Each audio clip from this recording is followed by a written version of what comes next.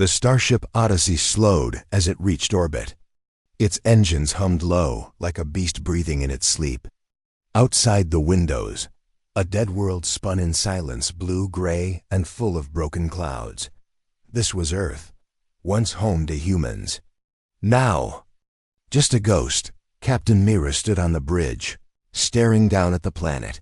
"This place gives me chills," said Sergeant Vex, standing beside her. "You believe in ghosts now?"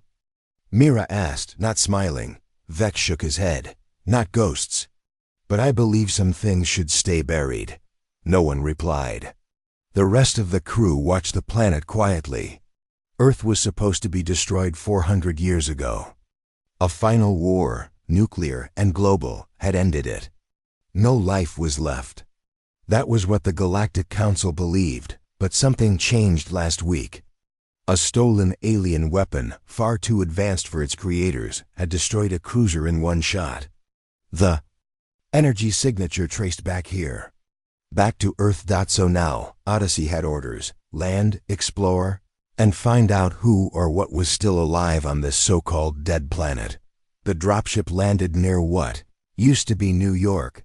The buildings were mostly gone. Tall steel bones stuck out from the ground like broken fingers. The wind carried dust and echoes. Commander Rill, a tech specialist from the Cravare species, scanned the air. "Atmosphere is stable. No radiation. Air is clean," he said in his soft, clicking voice. Vex stepped off the ramp, boots crunching. On cracked concrete. "Looks clean. Feels wrong." They moved as a group. Mira led them down a street filled with rusted cars and black vines that pulsed gently as if alive. "Motion sensors up," she ordered.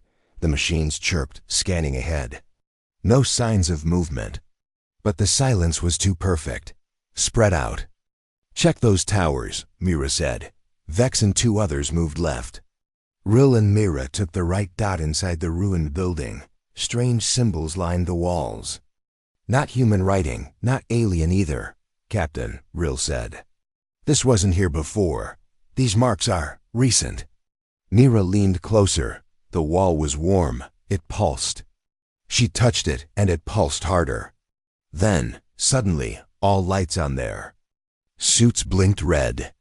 A warning from Myra's helmet speaker. A low voice whispered, "Put it back." She froze. "Did you hear that?"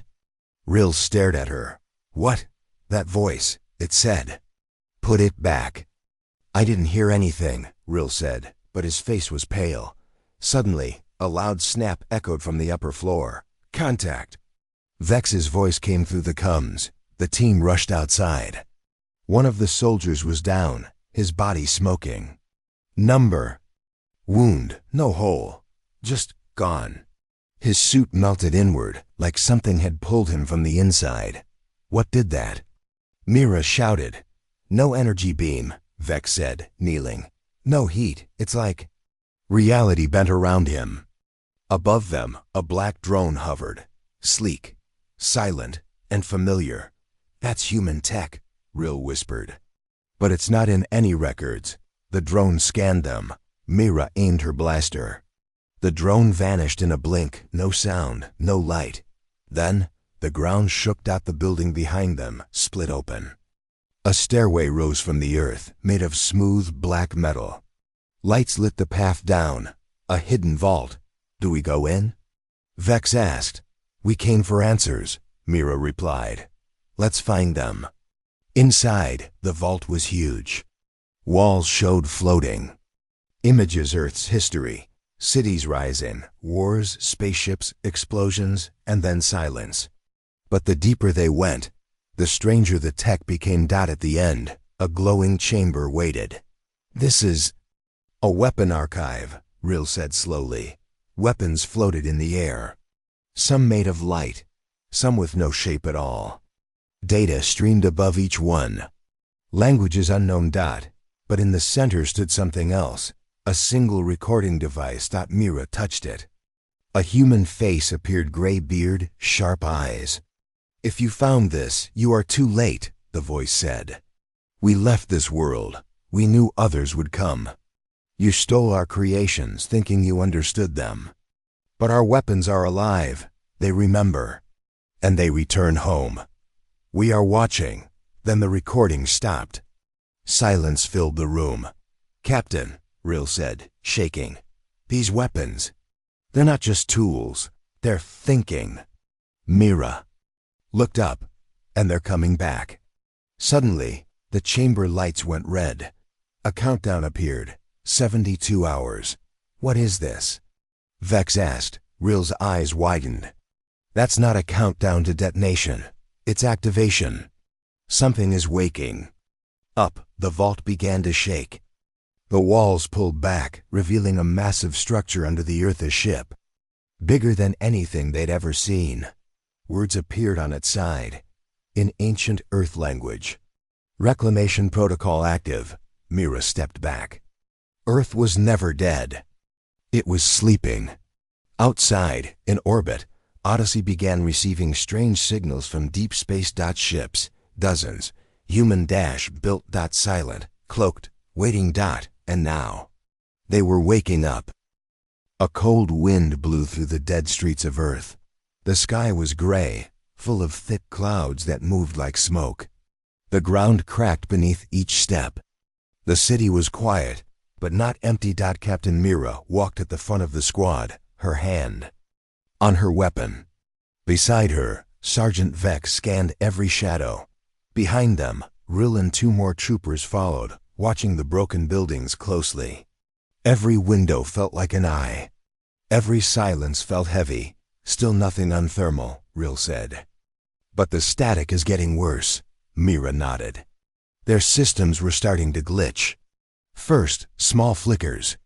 Now entire maps were vanishing and reappearing. Whatever's down here doesn't want us looking.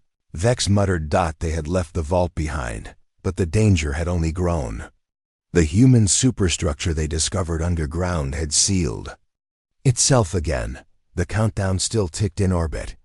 Something big was coming. But no one knew what. Now, the team had moved deeper into the city. They needed answers. Fast. Mira stopped at a street where a line of shattered buildings stood like soldiers in a ruined parade. This way, she said. The group entered a building that looked like an old library. Books lay scattered, untouched, for centuries. But strange wires ran through the walls, now thin, black and pulsing softly. These are new, Rill whispered. Mira knelt beside one and touched it. Warm, alive. Suddenly, her helmet filled with noise. Not a voice, not static, just breathing. Heavy. Human. She pulled her hand back. The sound stopped. Did anyone else hear that? She asked. No, said Vex, but I felt something. Like something watching. They kept moving. The hallway twisted, deeper than it should. The library turned into a bunker. Signs of human tech appeared: broken panels, shattered glass, burned-out screens. And then, they found the room. It was round, full of chairs, with a single black cube floating in the center. It spun slowly. Lights blinked around it. Words flickered in the air above it, but none of them made sense. What is this? Rill stepped forward. A data core? The cube suddenly stopped spinning. Then it whispered, "You're not ready." Mira raised her weapon. Who said that? You were warned. The lights went out. Darkness swallowed them. But they were not alone. In the dark, metal clicked. Something moved. Red dots appeared. Eyes. Silent machines, shaped like spiders, stepped out of the walls. Fall back. Mira shouted. They opened fire. The bullets bounced off the spider drones. One lunged and grabbed the soldier, she screamed, then vanished in a flash of white light. No trace, Vex said. Firing again. They're erasing people. Rill pulled a device from his belt and slammed it on the floor. A pulse of energy spread out, freezing the drones in place. EMP works. He yelled. Move, Myra ordered. They ran back through the hallway. The drones were rebooting fast, but something else followed too. Not metal. Not machine. It whispered. Not in words. In thoughts. You. Stole from us. You never understood. Now you return, and you bring more thieves. They reached the street and collapsed behind a broken wall. The drones didn't follow. The whispers stopped. What was that? Vex breathed. Not AI, Rill said. Not normal programming. That was conscious, alive. Mira looked up at the sky. They're watching us, she said. Earth isn't just waking up. It's choosing what to remember. Later that night, they returned to camp near the ship. The others tried to rest, but the silence of Earth never slept. Rill sat alone, staring at the data core they brought back. It was offline, but he felt it. Calling Dot, he touched it again. This time it didn't whisper. It showed him an image millions of human ships hidden in deep space, and a message: reclaim, retrain, return. Rill's eyes widened. The data wasn't just about weapons. It was a plan, a human plan, and it had already started. At dawn, Captain Mira received a transmission from the Odyssey above. Captain, something is wrong. Half our systems just shut down. A signal is hijacking the ship from the planet. Mira's blood went cold. Lock it down. Disconnect everything. We can't. The signal. It's inside our own tech. It's been waiting. Mira stared at the sky. Humanity hadn't just built weapons. They built ghosts. Deep beneath the Earth's surface, the vault doors opened again. The countdown hit 36 hours. A voice whispered through the darkness. Welcome home. The sun had not risen in days. Dark clouds hung over the planet like a warning. Winds howled through the ruins of ancient cities. Broken metal signs rattled in the wind. Dust covered everything. But deep underground, something was waking. Captain. Mira stood near the edge of a wide black hole in the ground. Her helmet light shined into it, but the darkness inside swallowed the beam. This is it, said Rill, stepping up beside her. This is where the signal leads. They had been tracking an unknown transmission, one that came from beneath the old human capital. The signal kept repeating one word: archive. Vex stared into the dark hole. Any idea what's inside? Rill shook his head. All I know is it's not in any alien database. No one's ever reported this place. And yet the signal calls to us, Mira said quietly. With a deep breath, she gave the order. We go in. Stay sharp. Keep your suits sealed. No talking unless needed. The team descended into the hole using climbing gear. The walls were metal smooth and black, with faint blue lines pulsing inside them, like veins in the skin of something alive. No one spoke as they dropped lower and lower. Then they reached the bottom. A giant metal door waited for them. No handle, no screen. Just a strange panel glowing with the outline of a human hand. Mira stepped forward. She looked at her own gloved hand, then back at the door. Slowly she reached out and pressed it. The door hissed. Then it opened without a sound. A cold wind blew from inside. But the air was fresh. They entered. Inside was something no one had expected. Rows of massive glass chambers lined the walls. Inside each chamber floated weapons, armor, devices, some the team didn't recognize. Some looked like stars caught in cages. Others were just shapes of energy, constantly shifting. This is a war vault, Rill whispered. Or a museum. They walked forward. As they moved, lights turned on around them. A voice echoed through the hall. Welcome to Archive 17. Clearance, human. The voice was calm, male, but not alive. A hologram appeared in front of them. A tall human in black armor. My name is Director Alan Voss, the recording said. If you are seeing this, then the Earth has been touched. Again. The image looked around the room, almost like it could see them. We left our world, knowing others would return to steal. We built this place to store what must never fall into the wrong hands. Vex stepped forward. This technology, we've seen some of it before. On other planets, from other species. Yes, the hologram replied, as if answering him. Because they took it. Pieces, parts, clues, but never the core.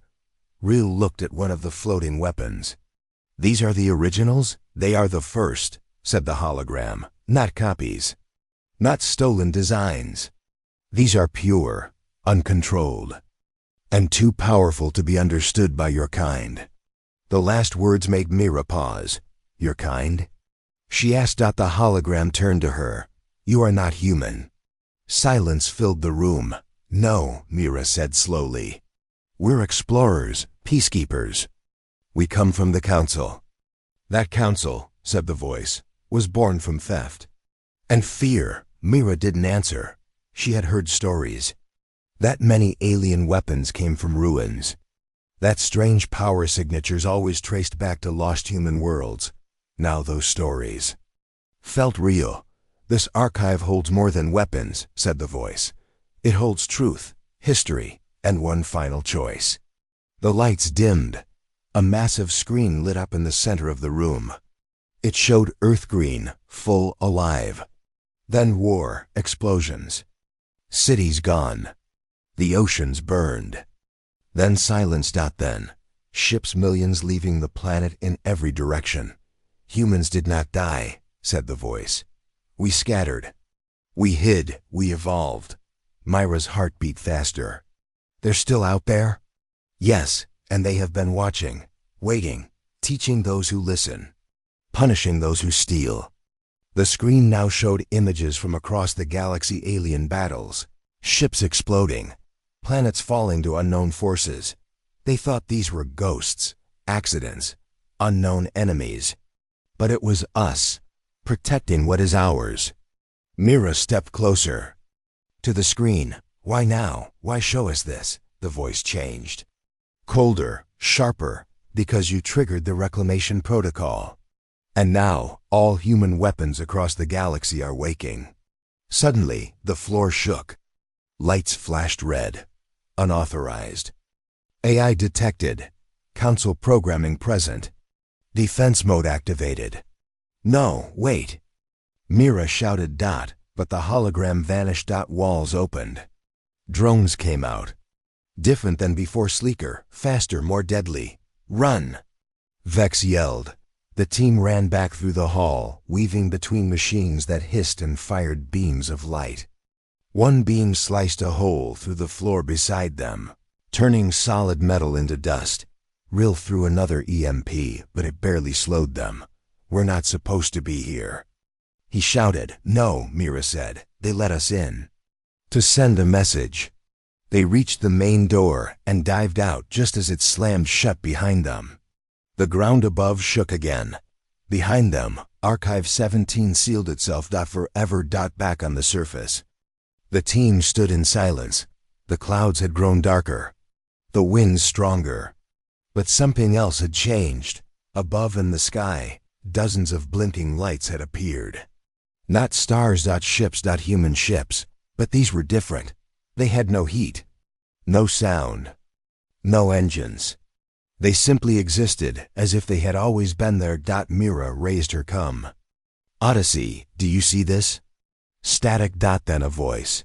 But it wasn't from the Odyssey. It was human. This message is for all who hear. Return what is not yours. The reclamation has begun. There will be no second warning. Mira lowered her hand. They're not coming, she said. Vex looked confused. What do you mean? She looked up at the sky again. They're already here. The council tower floated above the capital planet of K-Real, its spires shining in the morning sun. Inside, panic whispered through every hall. Ambassadors of over 40 species had gathered in secret chambers. Their voices were low. Their faces were pale. The air carried the weight of fear. Something had changed in the galaxy. Human signals had returned. Human ships once believed extinct were appearing near forgotten battlefields. Unmarked satellites had awakened around alien worlds. And worst of all, Earth was no longer silent. Council leader Zarnes, An elder of the Talari race stood at the center of the chamber. His eyes were old and tired. "This is no longer rumor," he said. "Human systems have reactivated. They are not gone. They were hiding." A Murak ambassador slammed a fist on the table. "We must strike first." "With what?" replied a soft voice from the shadows. Everyone turned. It was Varine, an older diplomat from the Vulcan Republic. She had once led the effort to study old human relics. Her hands trembled slightly. "Our weapons," she said. "Our shields, even our star drives. 83% of our tech is based on human designs. We copied their ruins. We reverse-engineered their dead." Zarnes frowned. "That cannot be." "But it is," Varine said. "We've known for decades. We just kept it quiet." A cold silence followed. Many leaders looked away. "We thought the humans were gone," she continued. "Their cities were ash. Their ships vanished. We thought it was safe to learn from what they left behind." "And now?" Zarnes asked. "Now," Varine said slowly, "they have come back for it." Far from the council, on the edge of known space, the starship Odyssey was silent. Power was down. Lights were low. Only emergency systems worked. Inside the bridge, Captain Mira stared at the static screen. "They took control from orbit," she said. "No code, no attack, just a signal, quiet and clean." Sergeant Vex checked the weapons locker. All weapons offline, even the alien backups. Rill sat near the center console, watching a tiny blinking light. It was a message. A simple one.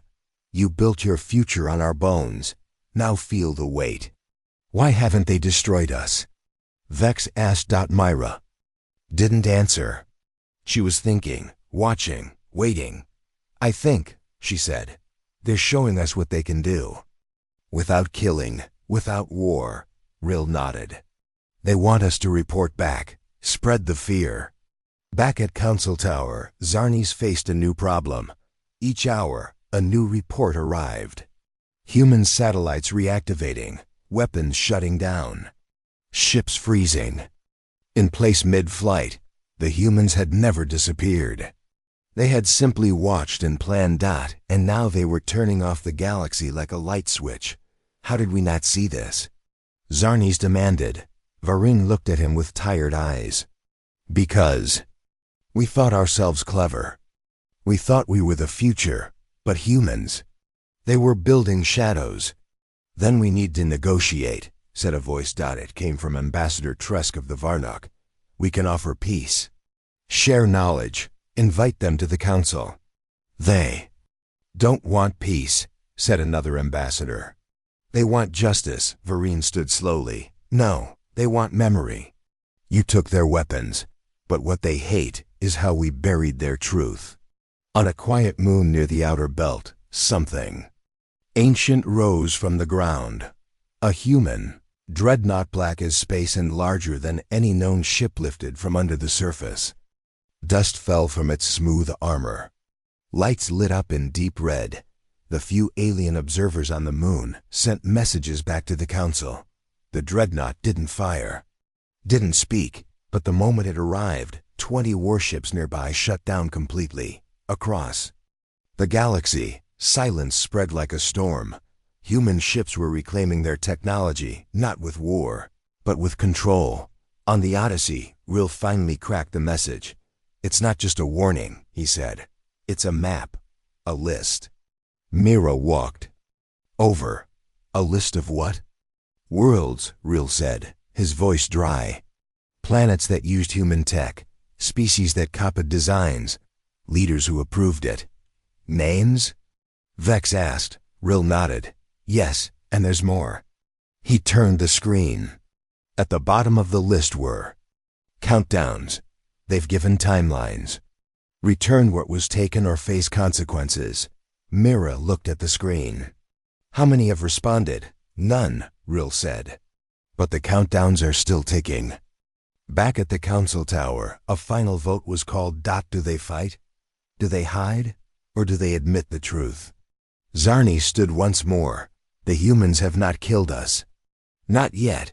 That means there is still a chance to speak. But we built an empire. On their backs, someone argued. How do we face them? We face them with honesty, Zarni said. Or we fall in silence. The vote passed. A message was prepared. One that had never been sent before in the Council's long history. To the lost children of Earth, we accept your truth. We are ready to speak. That message went out, but no answer came, not right away. Instead, above every Council world, a human satellite appeared, and each one carried the same message. You speak now because you fear. We speak now because we remember. And with those words, the lights across the galaxy flickered.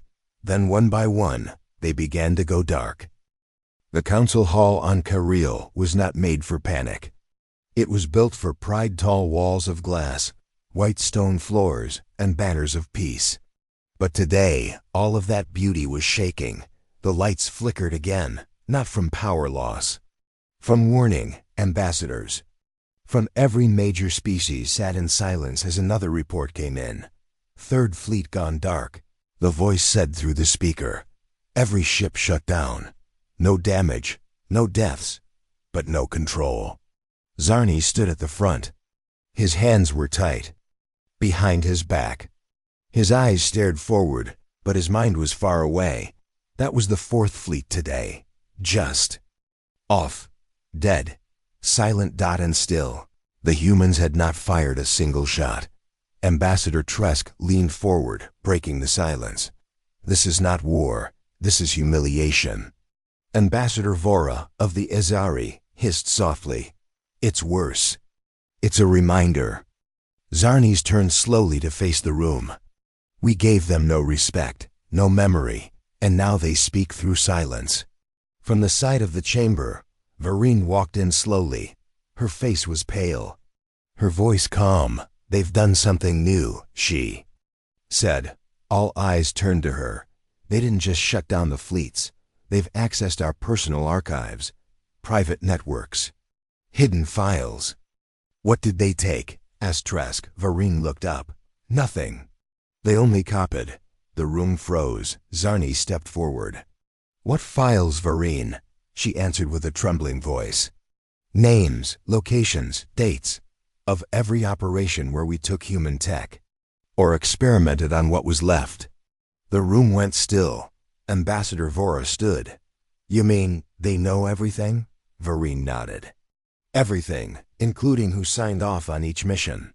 And then, as if summoned by her words, the main screen of the chamber turned on. No one had touched it. List appeared. Names. Council leaders, scientists, commanders.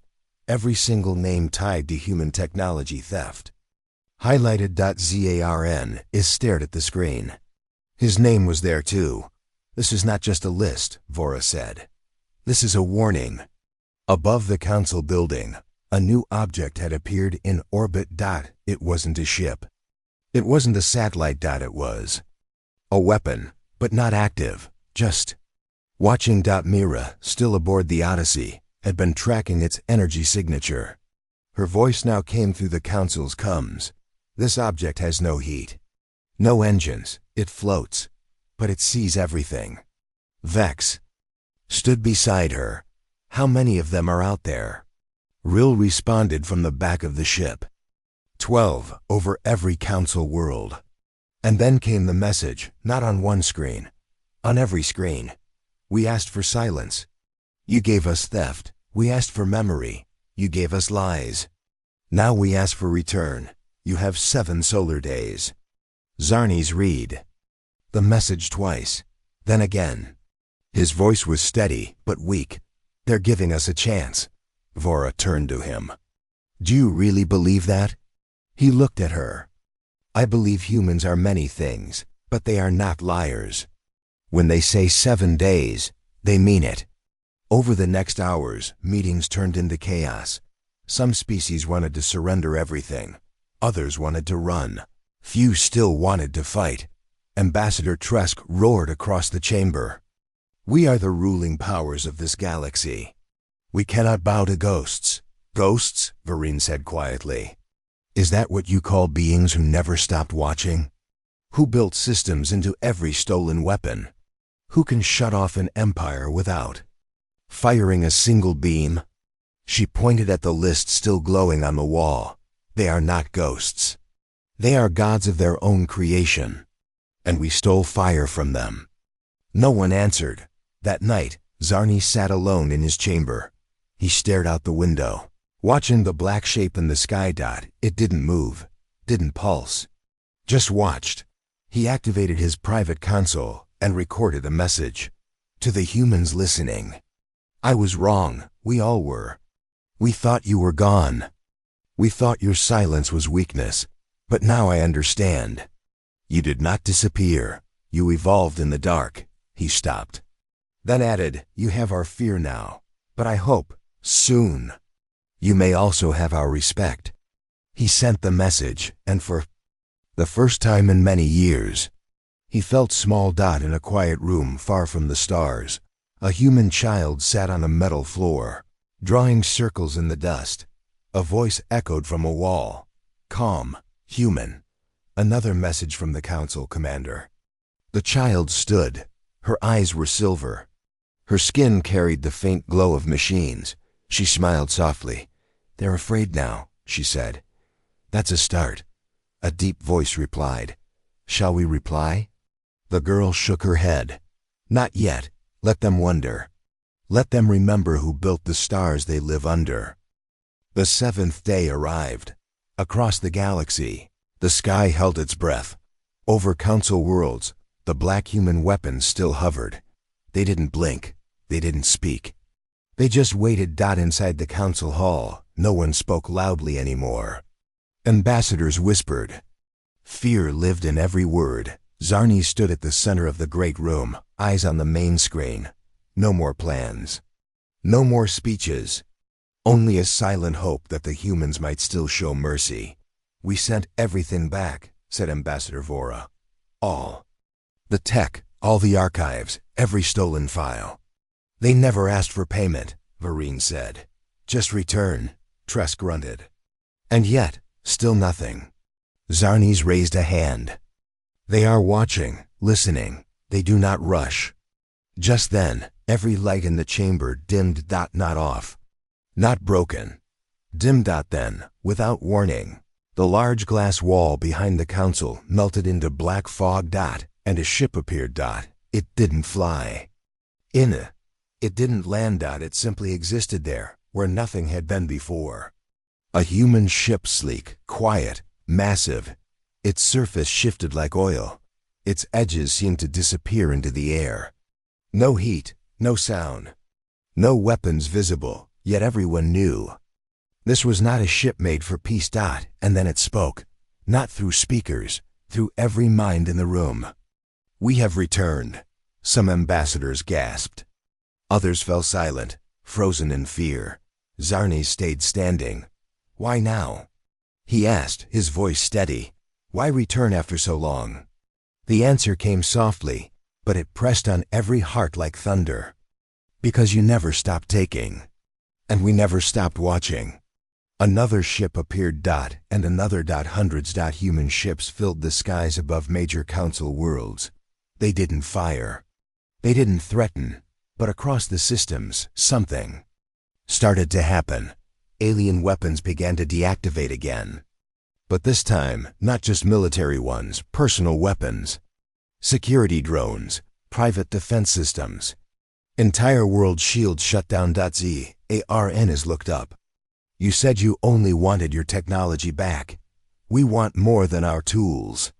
The voice grew heavier. We want our memory. You erased it. You changed our name. You called us extinct. You taught your young that we were monsters or myths. The screen now showed ancient human cities, real footage. Human leaders, families, worlds built by their hands. We were never monsters. We were creators, explorers, builders of peace until you made us into ghosts. The images changed. Now they showed alien fleets over Earth, teams stealing tech from human ruins, laughing, testing weapons, dissecting machines they didn't understand. Then silence again.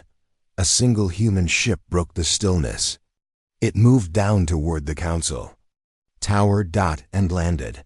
A walkway opened, and from the dark, a human stepped out. She wore no armor, no helmet, just simple black clothing with silver lines. Her eyes glowed faint blue. Zarnes walked forward slowly to meet her. "Are you their leader?" he asked. The woman shook her head. "I am their memory. I speak what they cannot forget." "What now?" he asked. "We gave back everything. We admitted our wrongs." She looked at him with cold human eyes. "But not all of you did." At that moment, from every corner of the galaxy, human ships began to descend. One ship landed in the center of a war zone between two species locked in battle. Without firing, it broadcast a single message: "End this war, or we will." Both sides stopped shooting. They laid down weapons without a fight. Fear and respect filled their hearts. In another sector, a planet long known for slavery suddenly lost all control systems. The chains fell, the guards ran, and above them floated a single line of text: "Freedom is not yours to deny." Zarnes looked back at the woman. "What is this?" he asked. "A takeover?" She answered quietly, "This is balance. We are not conquerors. We are corrections." "But how can we live beside you?" he asked. "You are more advanced, more powerful. You could crush us." The woman stepped closer. "Then don't give us a reason to." Behind her, the ship slowly pulled back. No shots fired. No cities burned. Just silence. And memory. As she turned to leave, Zarnes called out one last time, "What do we call you now?" She stopped. Then answered softly, "Call us what you forgot." She walked back up the ramp, and the human ship vanished like mist in sunlight. Later, across the galaxy, council worlds lit candles, held quiet ceremonies, built new statues. Not in fear, but in respect. The humans had not returned as rulers. They returned as a warning, a mirror. To show the galaxy what happens when you steal from those who remember. The stars over Sector D9 flickered, but not because of any natural force. A signal had been sent, and now the humans had activated the Judgment Protocol. Ships vanished from orbit without warning. Communications failed across dozens of council systems. Data cores wiped clean. Military units froze mid-command, unable to move or fire. No explosions. No blood. Just silence. Again. Then came the message: "Judgment begins now." On Council Prime, panic rose like a tide. Every leader gathered inside the core room. Thick steel walls, deep underground. A place once called impossible to breach. Zarnes stood at the center of the command table. His voice was calm, but his eyes burned with fear. "What is the meaning of this? We returned their technology. We stopped the wars." Tresk slammed his fist. "And still they act like gods. What judgment? What crime now?" Vora's voice cracked. "They must have found something else. Something we tried to bury." Suddenly the main screen lit up. But it wasn't a normal signal. It was a memory. File from the human archives. Footage played. A council officer, years ago, giving orders to wipe out a small colony near a broken human city. The humans there weren't soldiers. They were children, engineers, elders. The council had destroyed them anyway. Zarnes lowered his head. "This wasn't approved," the voice returned. "It didn't need approval. It happened." Then another memory. A secret lab. Council scientists copying human DNA, testing strange weapons, laughing. Another. A black market auction. Human tech. Sold to pirates. Each image, each sound, hit like a hammer. And with every truth shown, the power in the room dropped. Lights dimmed. Backup systems failed. Judgment wasn't a weapon. It was truth. Unstoppable. One by one, the systems around the galaxy were judged not by fire, but by memory. In the mining system of Falara, where humans were once used as slaves, the machines turned on their masters, not to kill but to trap them, lock them in cages they built for others. In the rich planet of Clyder, known for its luxury tech markets, human nanobots awakened and melted all stolen weapons into liquid dust. In each place, the message echoed: memory is the judge. Justice is the sentence. Council Prime began to shake. Not from outside, but from its own systems. The entire city ran on human-made engines. They were shutting down slowly. Tresk shouted, "We must fight! Shut down the human tech! Replace it!" Zarni shook his head. "There is nothing left that isn't touched by them. We built our greatness on their stolen blood." A red light filled the room. A ship entered orbit. But this one was different. It was massive, towering, black as death. Not sleek like before, but sharp, cold, ancient. The name was written across its side in broken Terran letters. Judgment. 1,000 eyes turned upward. And then it opened. Not to fire, but to release. Something began to fall from the ship. Thousands of small glowing orbs, each one floating, drifting, and settling across council cities. People stepped outside, staring, watching. The orbs hovered in the air, then played something strange. Holograms. Memories. Not just of human pain, but of what humans were before the war. Children building cities in the snow. Explorers planting trees on desert worlds. Doctors healing alien species during early first contacts. Why are they showing us this? Vora whispered. Zarn has answered. Because they are reminding us what we destroyed. Then the voice came one last time. Judgment is not to destroy you. It is to remind you that we were more than weapons. That we were people, and we remember everything.